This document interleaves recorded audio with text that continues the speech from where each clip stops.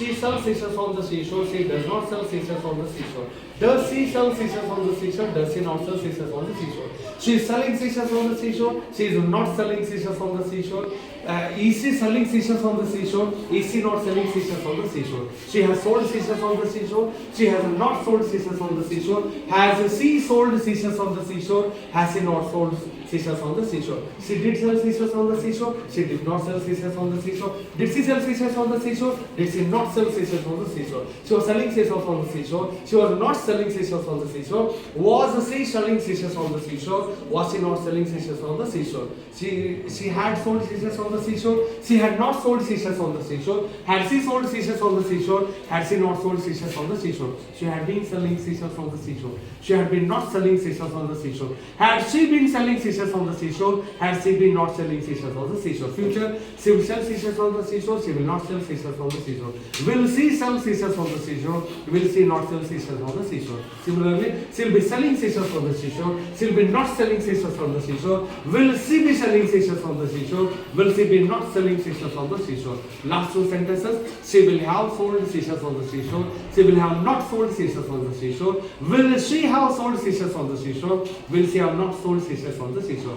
Last but not the least, future perfect continuous. She will have been selling seashells on the seashore. She will have been not selling seashells on the seashore. Will she have been selling seashells on the seashore? Will she have been not selling seashells on the seashore? ಇದು ನಿಮ್ಮ pronunciation develop ಮಾಡೋದಕ್ಕೆ, fluency develop ಮಾಡೋದಕ್ಕೆ.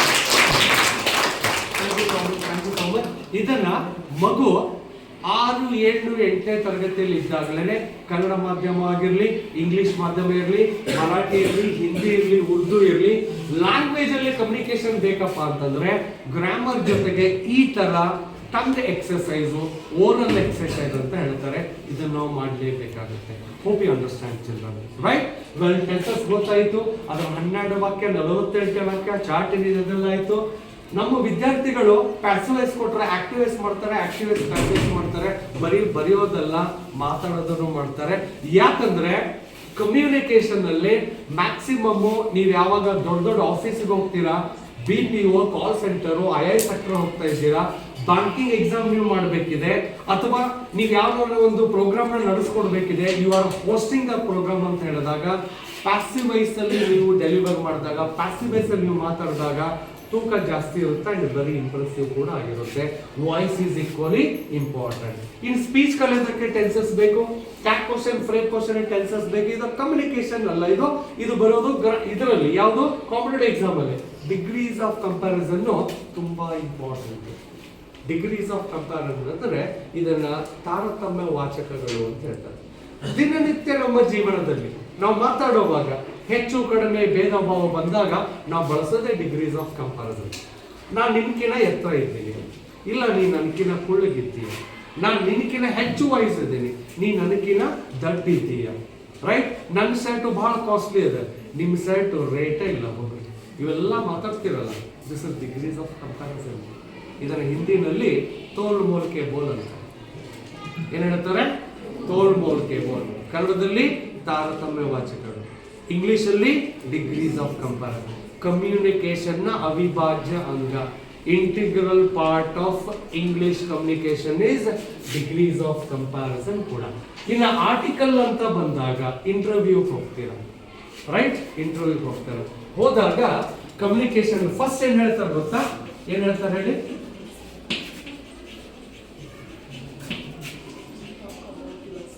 ಏನ್ ಹೇಳ್ತಾರೆ? ವಿದ್ಯಾರ್ಥಿಗಳು talk about yourself ಅಲ್ಲಿ ಏನ್ ಮಾತಾಡೋಣ, ಏನೇನ್ ಹೇಳ್ಬೇಕು ಹೇಳಿ, ಒಂದೊಂದಾಗಿ ಹೇಳ್ತಾ ಹೋಗಿ. ಏನೇನ್ ಹೇಳೋಣ? ಏನೇನ್ ತಗೊಳ್ಳೋಣ? ಟಾಕ್ ಅಬೌಟ್ ಯುವರ್ ಸೆಲ್ಫ್ ಅಲ್ಲಿ ಬಿಗಿನ್ ವಿತ್ ನೇಮ್, ಆಮೇಲೆ ಕರೆಕ್ಟ್ ಆಗಿ ನೇಮ್ ಅಂದ್ಮೇಲೆ direct place. Yes, first go with your name, right? Next education qualification ಮಾತಾಡ್ಬೇಕು. ಆಮೇಲೆ ಮತ್ತೆ ಎರಡನೇ, sir good morning sir, I am Basavaraj, I have pass railway English, that's all, thank you. ಬನ್ನಿ ಮತ್ತೆ add ಮಾಡಿ ಹೇಳಿ. ಮತ್ತೆ ಫಸ್ಟ್ ಏನು? ನೇಮ್, ಆಮೇಲೆ ಎಜುಕೇಶನಲ್ ಕ್ವಾಲಿಫಿಕೇಶನ್, ಮತ್ತೇನ್ ಬರೋಣಪ್ಪ ಗೊತ್ತಿದೆ ನಿಮಗೆ? Yes, family background. ಏನ್ ಹೇಳ್ಬೇಕು? ಫ್ಯಾಮಿಲಿ ಬ್ಯಾಕ್ ಗ್ರೌಂಡ್ ಅಲ್ಲಿ ಏನೇನ್ ಹೇಳ್ತೀರಾ? ಯಾರ ಬಗ್ಗೆ ಹೇಳೋಣ? ಇಡೀ ಜಾತಕ ಬಿಚ್ಚಿಟ್ಬಿಡೋಣ ಫ್ಯಾಮಿಲಿದು. ಅಜ್ಜ ಮುತ್ತಜ್ಜ right, only father and specific ಗೊತ್ತಿರಬೇಕು. ನಮ್ಮ ಕನ್ನಡ ಮಾಧ್ಯಮ ವಿದ್ಯಾರ್ಥಿಗಳಲ್ಲ, ಕರ್ನಾಟಕದ ವಿದ್ಯಾರ್ಥಿಗಳೇ ಹೇಳ್ತಾ ಇದ್ದಾರೆ. Talking about Karnataka students only, aspirants, PSI KS. If I talk about UPSC, ಗೊತ್ತಲ್ವಾ UPSC ಏನೇನು ಬರುತ್ತೆ? IAS, IPS, IFOS, IFS, IRS try ಮಾಡ್ತಿರ್ತೀವಿ. ಫಸ್ಟ್ ಪ್ರಿಲಿಮ್ಸ್ ಅಲ್ಲಿ ಪಾಸ್ ಆಗ್ತಾರೆ, ಮೇನ್ಸ್ ಅಲ್ಲಿ ಪಾಸ್ ಆಗ್ತಾರೆ, ಥರ್ಡ್ ರೌಂಡ್ ಅಲ್ಲಿ ಎಷ್ಟು ಜನ ಹೋಗ್ತಾರೆ ಗೊತ್ತಾ? Because of communication.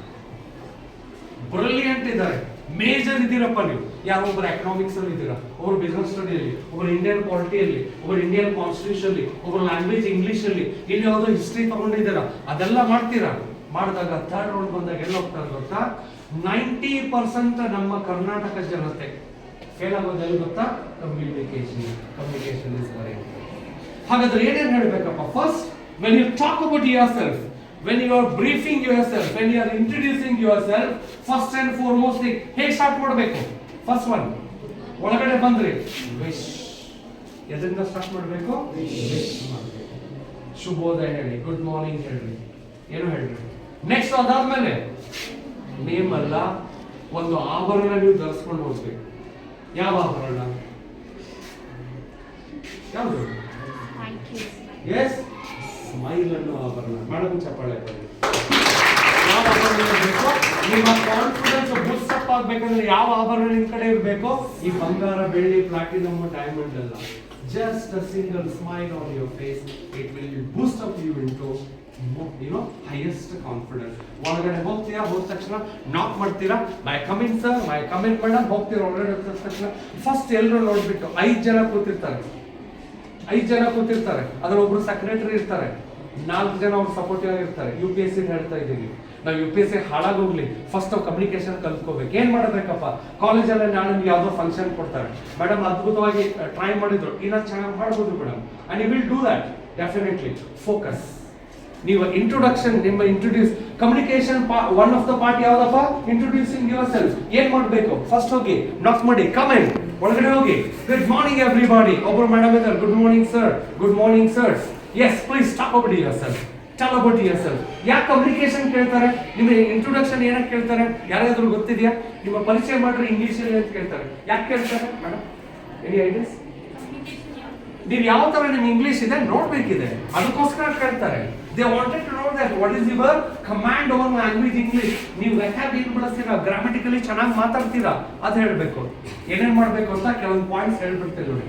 First one, wish ಮಾಡಿ, smile on your face, begin with your name. ಯಾವ್ದಪ್ಪ ಫಸ್ಟ್ ಒನ್?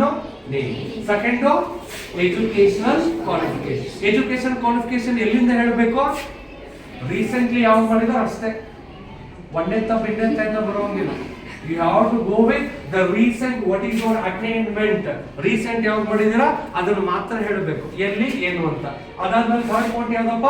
Family background. ಏನೇನು ಹೇಳೋದು ಅದರಲ್ಲಿ? ತಂದೆ ಏನ್ ಮಾಡ್ಕೊಂಡಿದ್ದಾರೆ, ತಾಯಿ ಏನ್ ಮಾಡ್ಕೊಂಡಿದ್ದಾರೆ, ಅದ್ರ ಚಿಕ್ಕಪ್ಪ, ದೊಡ್ಡಪ್ಪ, ಮಕ್ಕಳು ಯಾವ್ದು ಬರಲ್ಲ. ಅದಾದ್ಮೇಲೆ ನೆಕ್ಸ್ಟ್ ಯಾವ್ದು ತಗೊಳ್ಳೋಣ? Yes, next point. First one is name, second one education qualification, third one family background, fourth is direct hobbies ಬರ್ತೀರಾ. ಓಕೆ ಫೈನ್, ಹಾಬೀಸ್ ತಗೊಳ್ಳೋಣ. ಅದಕ್ಕಿಂತ ಮುಂಚೆ ಎಲ್ಲಿ ವೈಟ್ ಮತ್ತೆ ಯಾವ್ದು? ಎಸ್, ಗೋಲ್ಸ್ ಲಾಸ್ಟ್ ಅಲ್ಲಿ ನಿಮ್ಮ ಕ್ಲೈಮ್ಯಾಕ್ಸ್ ಅದು. ಇಲ್ಲ ಉಪೇಂದ್ರ ಫೇಲ್ ಮಾಡ್ಬಿಡುತ್ತೆ ಮೊದಲೇ ಶುಭಮ್ ಅಂತ. ಎಸ್ ಹೇಳಿ. First name, second education qualification, third ಏನ್ ಹೇಳಿದ್ರಿ? Family background, fourth computer awareness, fifth yes. Okay ಹೇಳ್ತಾ ಹೋಗಿ. ಹಾಬೀಸ್ ಅಂದ್ರೆ ಮತ್ತೇನ್ ತಗೊಳ್ಳೋಣಪ್ಪ? ಮೆರಿಟಿಯಲ್ ಸ್ಟೇಟಸ್, ಅದು ಇಂಪಾರ್ಟೆಂಟ್. ಮ್ಯಾರಿಡ್ ಆರ್ ಅನ್ಮ್ಯಾರಿಡ್ ಅಂತ. ಈಗ ಬಾಯ್ ಮದುವೆ ಆಗಿಲ್ಲ, ಏನ್ ಹೇಳ್ತಾನೆ? I am a bachelor. ಹುಡುಗಿ ಮದುವೆ ಆಗಿಲ್ಲ, ಏನ್ ಹೇಳೋಣ? ಐ ಆಮ್ ಅ ಬ್ಯಾಚುಲರ್ ಅನ್ನೋಣ. ಅಫ್ಕೋರ್ಸ್ ಸ್ಪಿನ್ಸರ್ಸ್ ಹೇಳ್ಬಾರ್ದು, ಐ ಆಮ್ ಅ ಬ್ಯಾಚುಲರ್ ಅಂತ ಹೇಳಿ. ಸ್ಪಿನ್ಸರ್ಸ್ ಯಾವಾಗ ಹೇಳ್ಬೇಕು? ಮದುವೆ ವಯಸ್ಸು ಮೀರ್ ಹೋಗಿದೆ ಆದ್ರೂ ಮದುವೆ ಆಗಿಲ್ಲ, ಆವಾಗ ಸ್ಪಿನ್ಸರ್ಸ್ ಹೇಳ್ತಾರೆ. ಗೊತ್ತಾಯ್ತಾ? ಆಮೇಲೆ ನೆಕ್ಸ್ಟ್, ನೀವು ಎಲ್ಲಿಂದ ಬರ್ತಾ ಇದ್ದೀರಾ ಹೇಳ್ಬೇಕಲ್ವಾ? ಸ್ಟಾರ್ಟ್ ಆಯ್ತು ನೋಡ್ರಿ, ಎಲ್ಲಿಂದ ಬರ್ತಾ ಇದ್ದೀರಾ ಹೇಳ್ಬೇಕಲ್ವಾ?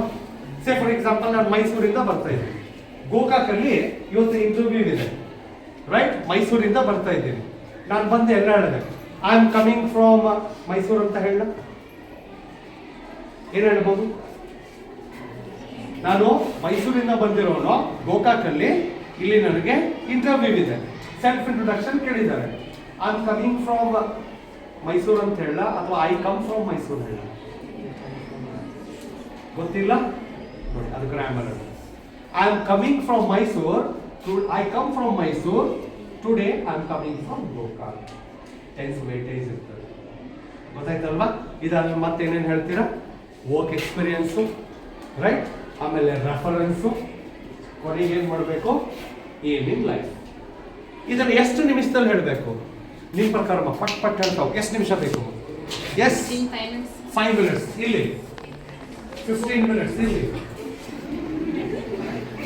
Self introduction, guessing. Students 30 seconds. ಎಷ್ಟಪ್ಪ ಸ್ಟೂಡೆಂಟ್ಸ್? ಕೇಳಿಸ್ಕೊಂಡು ಹೇಳ್ತೀನಿ, everything is surprise today. Everything is surprise today. ಇಲ್ಲಿವರೆಗೂ ನಾವು ಏನೇನೋ ಕಲಿತಾ ಬರ್ತಾ ಇದೀವಿ, ಇದು ಯಾರಿಗೂ ಗೊತ್ತಿಲ್ಲ. ಎಷ್ಟೋ ಜನ ಅಲ್ಲಿ ಹೋಗಿ ಫೇಲ್ ಆದ್ಮೇಲೆ ಕಲಿತಾ ಇದ್ದೀರಾ, ಅಲ್ಲಿ ಹೋಗಿ ಫೇಲ್ ಆಗಿ ಪೆಟ್ಟು ತಿಂದು ಅವಕಾಶ ತಪ್ಪಿಸ್ಕೊಂಡು ಬರ್ತಾ ಇದ್ದೀರಾ. ಕಮ್ಯುನಿಕೇಶನ್ ಅಲ್ಲಿ ತುಂಬಾ ಸೆಟ್ ಆಫ್ ರೂಲ್ಸ್ ಇದೆ, ಸೆಟ್ ಆಫ್ ಎಲಿಮೆಂಟ್ಸ್ ಇದೆ, ಅದನ್ನ ಮಾಡಿದ್ರೆ ಸಾಕು. ಇದನ್ನ ಏನ್ ಹೇಳ್ತಾರೆ ಗೊತ್ತಾ? 30 seconds ಅಲ್ಲಿ ಹೇಳೋದನ್ನ ಇದನ್ನ ಸೆಲ್ಫ್ ಇಂಟ್ರೊಡಕ್ಷನ್ ಹೇಳಲ್ಲ, ಇವ್ಯಾಲ್ಯೂಯೇಟರ್ ಸ್ಪೀಚ್ ಅಂತ ಹೇಳ್ತಾರೆ. ಏನಪ್ಪ ಟೆಕ್ನಿಕಲ್ ಟರ್ಮು? ಇವ್ಯಾಲ್ಯೂಯೇಟರ್ ಸ್ಪೀಚ್ ಅಂದ್ರೆ ನೀವು ಹೇಗೆ ಇಂಗ್ಲಿಷ್ ಮಾತಾಡ್ತೀರಾ, ನಿಮ್ಮ ಇಂಗ್ಲಿಷ್ ಹೇಗಿದೆ, ನಿಮ್ಮ ವೊಕ್ಯಾಬ್ಯುಲರಿ ಹೇಗಿದೆ, ನಿಮ್ಮ ಪ್ರೊನೌನ್ಸಿಯೇಷನ್ ಹೇಗಿದೆ, ಬಾಡಿ ಲ್ಯಾಂಗ್ವೇಜ್ ಹೇಗಿದೆ, ನೀವು ಶಾಯ್ ಕ್ಯಾಂಡಿಡೇಟ್ ಇದ್ದೀರಾ, ನಕ್ಲಿಂಗ್ ಮಾಡ್ತಾ ಇದ್ದೀರಾ, ಬೆರಳಲ್ಲಿ ರಂಗೋಲಿ ಹಾಕ್ತಾ ಇದ್ದೀರಾ, ಅಥವಾ ಶಿವರಿಂಗ್ ಆಗ್ತಾ ಇದ್ದೀರಾ, ಸ್ವೆಟಿಂಗ್ ಆಗ್ತಾ ಇದೆಯಾ, ಟ್ರೆಂಬ್ಲಿಂಗ್ ಆಗ್ತಿದೆಯಾ, ಎಲ್ಲ ಚೆಕ್ ಮಾಡೋದು ಯಾವಾಗ? ನಿಮ್ಮ ಸೆಲ್ಫ್ ಇಂಟ್ರೊಡಕ್ಷನ್. ನಿಮ್ಮ ಎದುರುಗಡೆ ಕೂತಿರ್ತಾರೆ 4-5 ಜನ, ನಿಮ್ಮ ಒಬ್ಬರನ್ನ ನಿಲ್ಲಿಸ್ಬಿಡ್ತಾರೆ. ಇದನ್ನ ಎಷ್ಟು ಸೆಕೆಂಡ್ ಅಲ್ಲಿ ಮಾಡಬೇಕು? 30 seconds. ಇದು ಸೆಲ್ಫ್ ಇಂಟ್ರೊಡಕ್ಷನ್ ನ ಭಾಗ. ಕೆಲವೊಂದು ಪಾಯಿಂಟ್ಗಳನ್ನ ನಾನು ಅದರಲ್ಲಿ ತುಂಬಾ ಕಂಟೆಂಟ್ ಇದೆ, ಎಲ್ಲ ಹೇಳಕ್ಕಾಗೋದು. ಗೊತ್ತಾಯ್ತಲ್ವ ವಿದ್ಯಾರ್ಥಿಗಳೇ? ಫಸ್ಟ್ ನೀವು ಲ್ಯಾಂಗ್ವೇಜ್ ಮಾತಾಡಬೇಕು ಅಂದ್ರೆ ಇದು ತುಂಬಾ ಇಂಪಾರ್ಟೆಂಟ್. ಈಗ ಆರ್ಟಿಕಲ್ ಇದೆ, article just test ನೋಡ್ಬಿಡ್ತೀನಿ.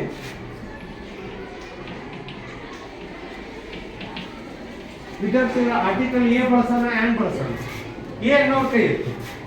University, a university or an university? A ಅನ್ನೋರ್ ಕೈ ಎತ್ತಿ. ಇಷ್ಟು ಜನ ಎ. ಆ್ಯನ್ ಅನ್ನೋರ್ ಕೈ ಎತ್ತಿ. ಯಾರು ಇಲ್ಲ. It is a university, right? ಇದಕ್ಕೆ ಆರ್ಟಿಕಲ್ ಅ ನ an? Article or article an? Okay, pronounce ಮಾಡಲಾ? ಯುನಕ್. ಯುನಕ್. ಆ್ಯನ್ ಅನ್ನೋರ್ ಹೆಸರು ಇದು ಕೂಡ ಗೊತ್ತಾಗ್ತಿದೆಯಾ? ರೈಟ್? ಓಕೆ, ಇದೇನಿದು ಗೊತ್ತಾಗಲ್ವಾ? ಸರಿ, ನಿಮ್ ಸ್ಟೈಲ್ಗೆ ಬರ್ತೇನೆ ಬನ್ನಿ. ಏನ್ ಬರೆಯೋಣ? ಏನ, ಆ್ಯನ, ದನ? ದ ಬರೀತೀರ? Of course the. ಇಲ್ಲಿ ವಿದ್ಯಾರ್ಥಿಗಳೇ, ಇದು ತುಂಬಾ ಇಂಪಾರ್ಟೆಂಟ್ ಇದೆ, ಇದನ್ನು ನೀಟಾಗಿ ಕಲಿಬೇಕು. ಈಗ ಇದೆಲ್ಲ ಗ್ರಾಮರ್ ಆದ್ಮೇಲೆ ಕಮ್ಯುನಿಕೇಶನ್ ಏನು ಅಂತ ಈ ಭಾಗಕ್ಕೆ ಬರ್ತೀನಿ. ಗೊತ್ತಾಯ್ತಲ್ವಾ? ಫಸ್ಟ್ಗೆ ಗ್ರಾಮರು ತುಂಬಾ ಇಂಪಾರ್ಟೆಂಟ್. ಗ್ರಾಮರ್ ಅಲ್ಲಿ ಈ ಟಾಪಿಕ್ಸ್ಗಳು ತುಂಬಾನೇ ಇಂಪಾರ್ಟೆಂಟ್. ಅದು ನೀವು ಫಸ್ಟ್ ಡೆವಲಪ್ ಮಾಡ್ಕೊಳ್ಳಿ, ರೈಟ್? ನೆಕ್ಸ್ಟ್ ಬರ್ತಾ ಇದ್ದೀನಿ ಗ್ರಾಮರ್. ಗ್ರಾಮರ್ ಆಯ್ತಾ? ನೆಕ್ಸ್ಟ್ ಬರೋಣ ಪ್ರೊನೌನ್ಸಿಯೇಷನ್.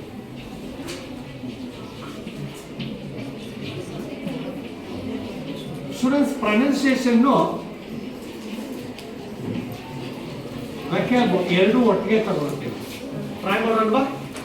ಕೆಲವೊಂದು ಪದಗಳನ್ನು ಬರೀತೀನಿ, ಅದನ್ನು ಓದಬೇಕು, ಪ್ರೊನೌನ್ಸ್ ಮಾಡಬೇಕು. ಮೀನಿಂಗ್ ಬೇಡ, ಓದಬೇಕು, ಪ್ರೊನೌನ್ಸ್ ಮಾಡಬೇಕು, ರೈಟ್? ಅಥವಾ ನಾನು ನಿಮ್ಗೆ ಡಿಕ್ಟೇಟ್ ಮಾಡಿಬಿಡ್ಲ, ಬರೀತೀರಾ?